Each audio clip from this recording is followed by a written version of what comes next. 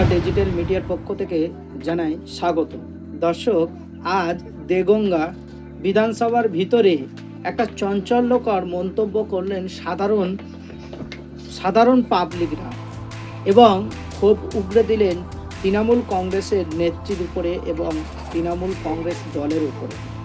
দর্শক, কেমন যেন একটা খাপছাড়া ভাব আমরা দেখতে পাচ্ছি। এই 2026-এর বিধানসভায় 21-এর পর থেকে নিয়ে আমরা দেখেছি দেগঙ্গায় এত আন্দোলন করেছেন, যেখানটায় তৃণমূল কংগ্রেস এককভাবে সেখানে জিতেছেন। তৃণমূল কংগ্রেসের বিধায়ক সেখানে জিতে বসে আছে, অথচ সেখানে ভোট বিশ্লেষকরা এবং সেখানকার সাধারণ ভোটাররা বলছেন যে দেগঙ্গায় এবার তৃণমূল কংগ্রেস 2026-এ সিট পাবে না। আমরা তৃণমূল কংগ্রেসের ভোট দিয়ে বিধানসভায় জিতেছি, কিন্তু যে উদ্দেশ্যে আমরা জিতেছি সেই উদ্দেশ্যটা আমাদের কাছে কাম্য হয়নি। কারণ আমাদের রাস্তাঘাট, কল কারখানা কিছুই পাচ্ছি না, অথচ মাটির ঘরে আমরা দীর্ঘদিন দুর্যোগের সঙ্গে মোকাবিলা করছি।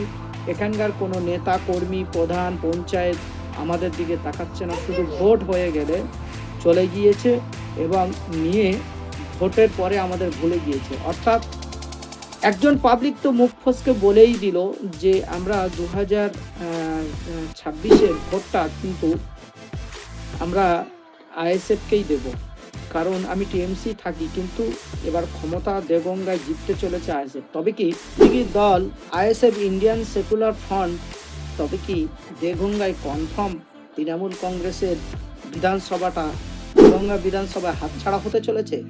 এখানটায় যেন হাই ভোল্টেজ একটা কমেন্ট সাধারণ মানুষ করছেন। চলুন দর্শক, আগে আমরা আপনাদেরকে দেখাই এই দেগঙ্গার সাধারণ মানুষরা কি কমেন্ট করছেন ভোটের আগে, এবং সেখানে কতটুকু উন্নয়ন হয়েছে এবং কতটুকু উন্নয়ন হতে বাকি আছে।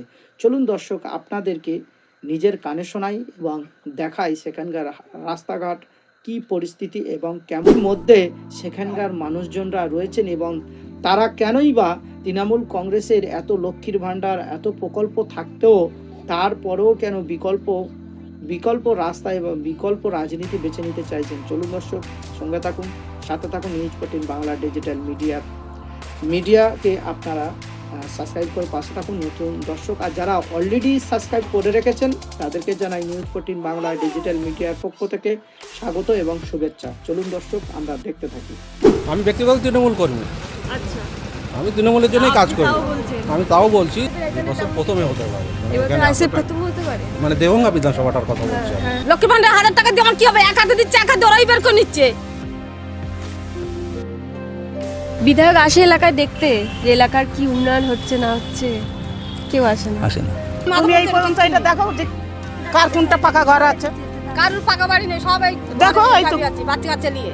আপনাদের এই এরিয়াতে কেন বাড়ি পায় না কেন? আমরা তো দেখছি যে কোন নেতা কতটা দুর্নীতিগ্রস্ত, বাকি এখানেও রয়েছে সেরকম দুর্নীতি তো রন্ধ্রে রয়ে গেছে না। তৃণমূলের দুর্নীতি তো রন্ধ্রে, আমরা তো টপ টু বটম দেখতে পাচ্ছি। 100 দিনের কাজ হচ্ছিল, 100 দিনের কাজও বন্ধ করে দিয়েছে, সব বন্ধ। তাহলে মানুষ কি করে খাবে? আপনাদের এমএলএ তো রহিমা মণ্ডল, তাই তো? এমএলএ, হ্যাঁ, এখানকার দেগঙ্গার এমএলএ, সরকারি রাস্তা, হ্যাঁ, পিডব্লিউডি হাতে, পিডব্লিউডি তাও ইট দিয়ে, তাও এরকমই হচ্ছে। আর খুবই খারাপ, কতবারই পাল্টি হয়ে গেছিল, বর্ষাকালে টোটো অনেক পাল্টি হয়ে গেছে। এইখানটা ওই যে আগে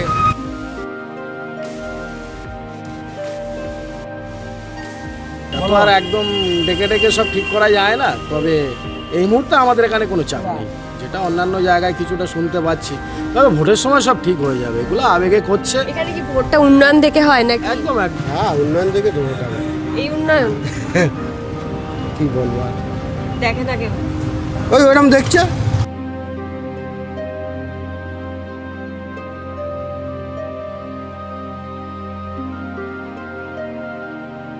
ভোট আসছে, তাই ভোটের আগে আমরাও চেষ্টা করছি এ রাজ্যের বিভিন্ন বিধানসভা এলাকা ঘুরে দেখার যে এই যে প্রায় 2011 সালের পর থেকে বারংবার তৃণমূল কংগ্রেস জিতে আসছে এবং এই যে এতগুলো বছর ধরে এলাকার কি উন্নয়ন হয়েছে, বা বলা ভালো যে 2021 সালে জেতার পর তাদের এলাকার বিধায়করা তাদের এলাকায় কি উন্নয়ন করেছে, আর 26-এর ভোটটা তারা কি দেখে দেবে সেই এলাকার মানুষজন, এইসব বিভিন্ন এলাকায় আমরা ঘুরে দেখার চেষ্টা করছি। আর তাই আজকে এসেছি দেগঙ্গা বিধানসভায়।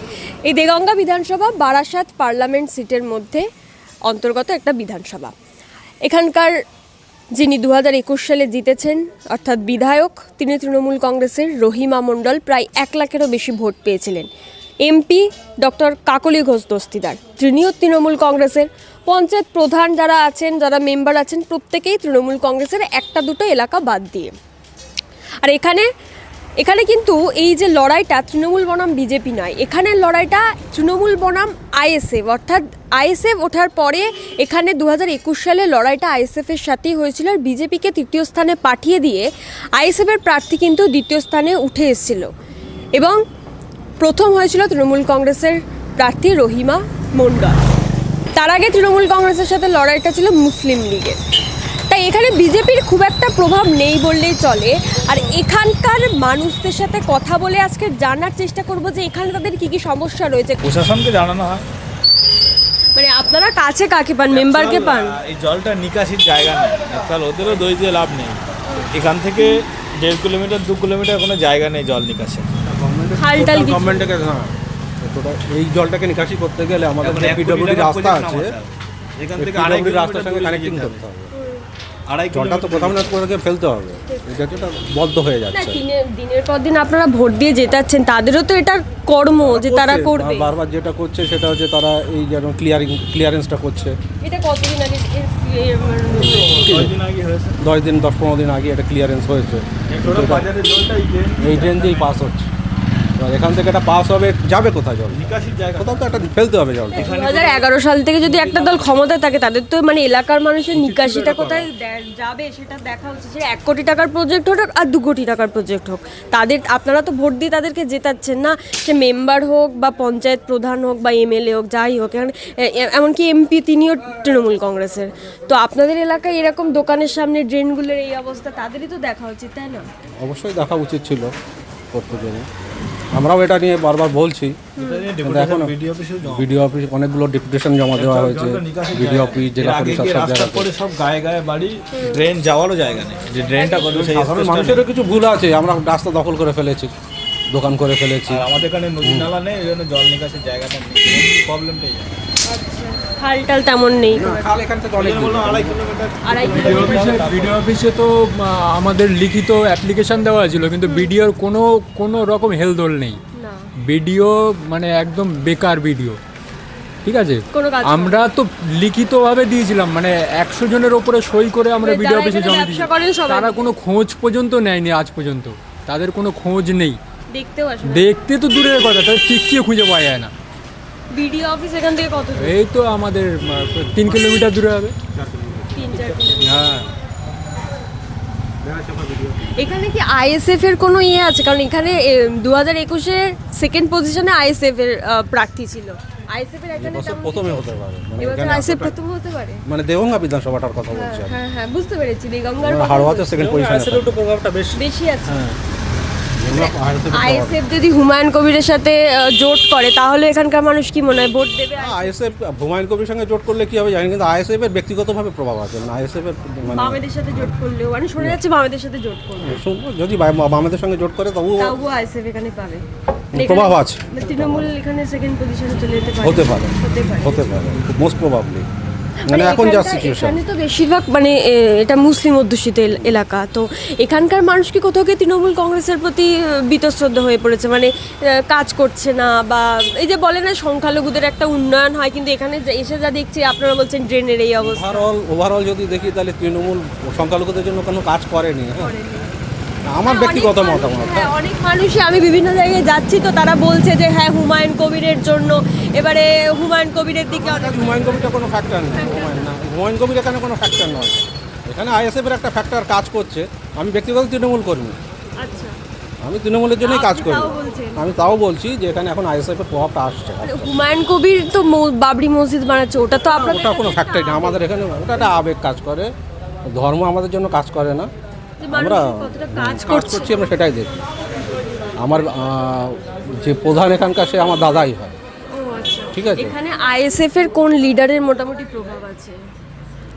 আইএসএফ তো ব্যক্তিগত লিডার কেউ নেই, নওশাদ সিদ্দিকী একটাই মুখ, একটাই, ওই একটা মুখ থেকে একটা মুখ দেখেই ভোটটা হচ্ছে। বিজেপির এখানে তেমন কোনো প্রভাব বিজেপির এখানে প্রভাব নেই, কিন্তু দেগঙ্গা যে পার্টিকুলার এই দেগঙ্গাটা এখানে হলো বিজেপি জেতা, এখানকার যে মেম্বার সে বিজেপি মেম্বার বিজেপি, কিন্তু পঞ্চায়েত প্রধান তৃণমূলের। তৃণমূলের, মানে 17টা মেম্বারের মধ্যে আপনার 13টা হচ্ছে তৃণমূলের, 2টো বামফ্রন্ট, 2টো বিজেপি। কিন্তু আমি বলছি ঠিকঠাক মানুষের জন্য যদি কাজগুলো করতে পারে, বাড়ি বাড়ি যে আর্সেনিক, মানে জলের পরিমাণে আর্সেনিক যে বেশি, এইগুলো যদি দেখতো তাহলে তো তৃণমূল আজকে কোথাও গিয়ে নিজের জায়গাটা ঠিক রাখতে অবশ্যই পারতো। অবশ্যই সেটা পারছে না। তৃণমূল সোজা কথাই যে মানুষ এমনি সত্যিকারের আপনার কথাটা ঠিক, সেটা বিতশ্রদ্ধ হয়েছে। বিরক্ত হয়ে আছে। হ্যাঁ, একটা জিনিস বেশি দিন ধরে চললে অটোমেটিক্যালি মানে এটা কি লোকাল ইস্যুর জন্যই নাকি দুর্নীতি হচ্ছে খবরে দেখা যাচ্ছে, সবটা মিলিয়ে? আমরা তো দেখছি যে কোন নেতা কতটা দুর্নীতিগ্রস্ত বা কি। এখানেও রয়েছে সেরকম। দুর্নীতি তো রন্ধ্রে রন্ধ্রে রয়ে গেছে না, তৃণমূলের দুর্নীতি তো রন্ধ্রে রন্ধ্রে, আমরা তো টপ টু বটম দেখতে পাচ্ছি। এখানে ভোট ঠিকঠাক হয়? আর ভোটের জন্য কোনো সমস্যা হয় না, আমরা সবাই সুষ্ঠুভাবে ভোট দিতে পারি। আমরা তো এখানেই বাস করে এখানেই থাকি, একবার কেন 3-4বার দরখাস্ত জমা দেওয়া হয়েছে। তারপরে হচ্ছে কি আয়লা ঝড়ে ঘর দর সব ভেঙে গেল, তখনও সব জমা দিয়েছি, আমাদের আর ঘর দর দ্বিতীয় করিয়েছেন এবং সেখানটায় বিজেপি 3 নম্বর রয়েছেন এবং সেখানকার সাধারণ ভোটারদের সঙ্গে ডিজিটাল মিডিয়ার সাংবাদিক তিনি প্রশ্ন করলেন, তারা পরিষ্কার ক্ষোভের বহিঃপ্রকাশ করলেন এবং কোট আনকোট জানিয়ে দিলেন যে 21-এর পর 2026-এর বিধানসভায় দাপটের নেতা নওশাদ সিদ্দিকীর দেগঙ্গায় শক্তি বাড়িয়ে তৃণমূল কংগ্রেসকে পরাস্ত করবেন। এবং যে মানুষের সাক্ষাৎ নিলেন দর্শক, সেই মানুষটা আর অন্য কেউ নয়, তিনি দেগঙ্গা একটা অঞ্চলের পঞ্চায়েত প্রধানের ভাই, তার ভাই প্রধান। এবং তারা বলছেন যে হ্যাঁ আমরা তৃণমূল কংগ্রেস করি বেসিক্যালি, কিন্তু আমরা দেখতে পাচ্ছি নওশাদ সিদ্দিকী অর্থাৎ ইন্ডিয়ান সেকুলার ফ্রন্টের দিকে সাধারণ মানুষ ধেয়ে আসছে। তার ভালোবাসা, তার ব্যবহারের কারণে, তার মিষ্টি ভাষী, তার ব্যবহার আশ্চর্যজনক, তিনি সবার সঙ্গে মিশছেন, যেটা ভোটের জেতার পরে আমাদের বিধায়িকা কোনোদিন দেগঙ্গায় তাকে দেখতে পাওয়া যায়নি, আমাদের এমপি তাকেও দেখা যায়নি। অর্থাৎ তৃণমূল কংগ্রেসের এমপি জিতে বসে আছেন এবং সেখানে বিধায়িকা একজন মেয়ে ছেলে, তিনিও জিতে বসে আছেন। তো তাহলে দুটোই প্রার্থী কিন্তু তৃণমূল কংগ্রেসের। ওখানে মাত্র সেই অঞ্চলে 2টি মাত্র সিপিআইএম এর প্রার্থী জিতেছেন, মানে পঞ্চায়েত একটা অঞ্চলে, আর বাকি গোটা হাতে গোনা গোটা কত সিপিএম এর প্রার্থী জিতে আছে। কিন্তু তারপরেও দেখা যাচ্ছে, দর্শক আপনাদেরকে দেখালাম মাটির বাড়ি, যা ইচ্ছা তাই, রাস্তার বেহাল অবস্থা। তবে কি তৃণমূল কংগ্রেসের শীর্ষ নেতা মাননীয় মুখ্যমন্ত্রী মমতা বন্দ্যোপাধ্যায় 2026-এর ইলেকশনের আগে দেগঙ্গাকে কি সাজাবেন সেটা কিন্তু দেখার বিষয় আছে দর্শক। কিন্তু এলাকা ঘুরে যতটুকু রিপোর্ট সংগ্রহ করে আমরা জানতে পেরেছি, তাতে করে সাধারণ মানুষ বলছে যে একটা দল 5 বছরের বেশি যখন থাকে তার তখন কাজ করতে আর ইচ্ছা লাগে না, সে একটা বিরক্তকর হয়ে যায়। সাধারণ মানুষ বলছে বিরক্তকর হয়ে গেছে তৃণমূল কংগ্রেস। তাই আমরা তৃণমূল কংগ্রেসকে চাইছি না, নতুন কোনো দলকে এই দেগঙ্গায় আনতে চাইছি। দর্শক, সেটা তো সময়ের ব্যাপার আছে, কারণ একটা হাই ভোল্টেজ পার্টি সংখ্যা গনিষ্ঠ নিয়ে 214টি সিট নিয়ে মুখ্যমন্ত্রী তৃতীয়বারের মতো আসন দখল করেছেন। আর সেই দল উন্নয়নের পাঁচালী নিয়ে তিনি একাধিক উন্নয়ন প্রকল্প পশ্চিমবাংলার মানুষদের কাছে পৌঁছে দিয়েছেন। তারপরেও সাধারণ ভোটারের মুখে বিস্ফোরক দাবি দেখাচ্ছে, হাল অবস্থা খারাপ, সাথে সাথে দুর্নীতির অভিযোগও তারা করছেন। তো দর্শক, যাই হোক, আপনাদের মূল্যবান বক্তব্য আপনারা কমেন্ট বক্সে এসে জানাবেন। আর দেগঙ্গা সত্যি কি নওশাদের দল জিতবেন, নাকি তৃণমূল কংগ্রেস আবার চতুর্থবারের মতো দেগঙ্গা বিধানসভাটা দখল করবেন, সেটা দর্শক দেখতে গেলে চোখ রাখতে হবে। সময় মতো আমরা নিউজ 14 বাংলা ডিজিটাল মিডিয়া অবশ্যই আপনাদের কাছে তুলে ধরবো আর আপনারা দেখতে পারবেন। নতুন দর্শক হলে নিউজ 14 বাংলা ডিজিটাল মিডিয়ার পক্ষ থেকে আপনাদেরকে স্বাগত জানাই। আপনারা সাবস্ক্রাইব করে পাশে থাকবেন, আর যারা ফেসবুক থেকে দেখবেন অবশ্যই নিউজ 14 বাংলা ডিজিটাল মিডিয়াকে আপনারা পেজটাকে ফলো দিয়ে পাশে থাকবেন। চলুন দর্শক, ততক্ষণ আপনারা ভালো থাকুন, সুস্থ থাকুন। আপনারা কি বিষয়ে নিউজটা দেখতে চান অবশ্যই আপনারা সাবজেক্টটা সিলেক্ট করে জানাবেন। নিউজ 14 বাংলা তার দর্শকদের অনুপ্রেরণায় সেই নিউজ নিয়ে আবারও আপনাদের সামনে হাজির হবে। ততক্ষণ আপনারা ভালো থাকুন, সুস্থ থাকুন। দেখা হচ্ছে পরবর্তী ভিডিওতে।